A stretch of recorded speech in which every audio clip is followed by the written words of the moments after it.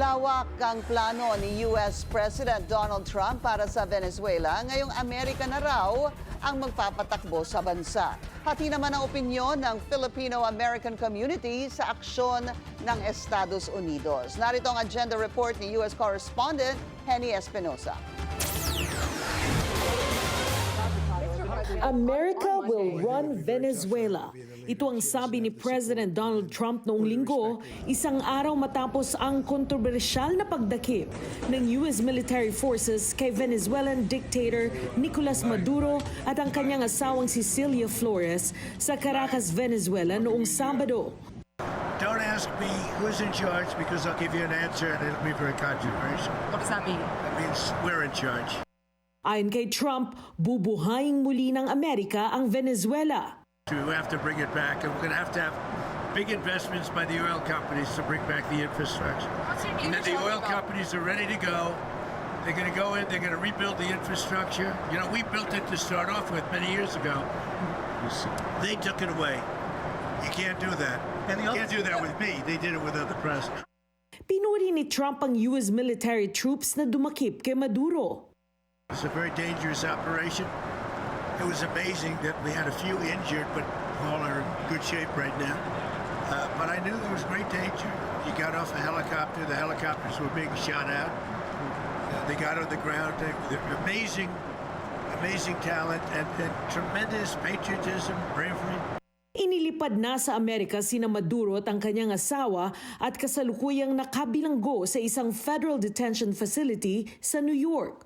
Humaharap sa kasong narco-terrorism conspiracy, cocaine importation conspiracy at weapons charges si Maduro ayon sa isang federal indictment. Kinasuhan din ang kanyang asawa, anak at ilang senior Venezuelan officials. Ayon sa indictment, mahigit 25 taon ding inabuso ng mga Venezuelan leaders ang kanilang posisyon para mangurakot at magdala ng droga sa Amerika. Sabi ni U.S. Attorney General Pam Bondi sa kanyang post sa X, they will soon face the full wrath of American justice on American soil in American courts. Nagbigay ng kanilang opinyon ng ilang Filipinos sa North America sa pagkahuli kay Maduro. Ang iba'y todo suporta, ang iba na may kinondina ang tinatawag nilang pangingialam ng Amerika sa Venezuela.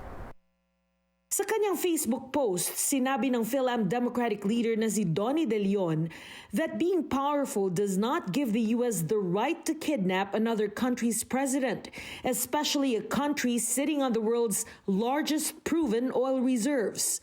Dagdag ni De Leon, if we normalize aggression and call it strength, are we honestly any better than Russia now? Illegal invasion ang tawag dito ni Ago Pedalizo ng Filipino-Canadian Human Rights Alliance. Yung ginawa pong paglusob ng US sa Venezuela, hindi po yan aprobado ng US Congress. Illegal po yan, no?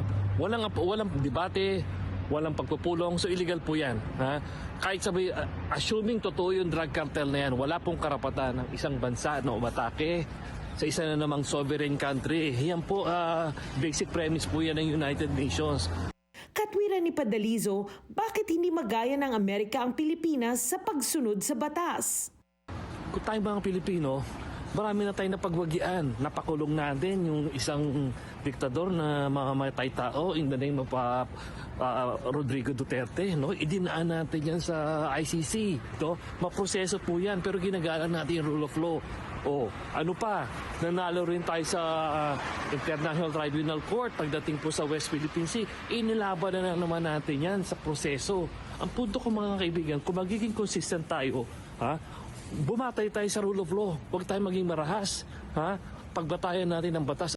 Sa kabilang panig naman ay ilang Phil-Am na suportado si President Trump sa pagdakip kay Maduro. Ayon kay Republican Jeffrey De Jesus, dapat lang na mangyari ito kay Maduro dahil ilang beses na siyang binantaang tigilan ang pagdala ng mga illegal na droga sa Amerika.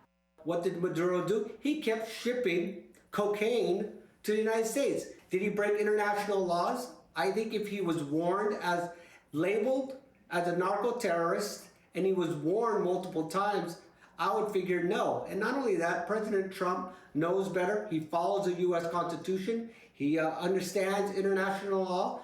Sa kanyang Facebook posts, ang sabi naman ng Phil-Am Republican leader na si Rachel Gunter that Venezuela is all about stopping China's, Russia's, and Iran's encroachment of our region.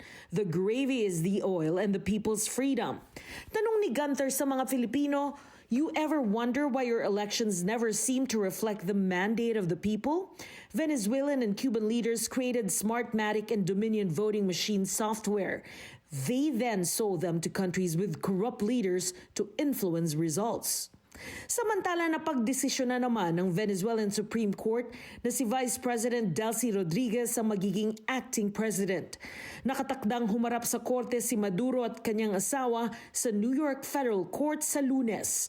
Para sa agenda, Henny Espinosa, Billionaire News Channel, San Francisco.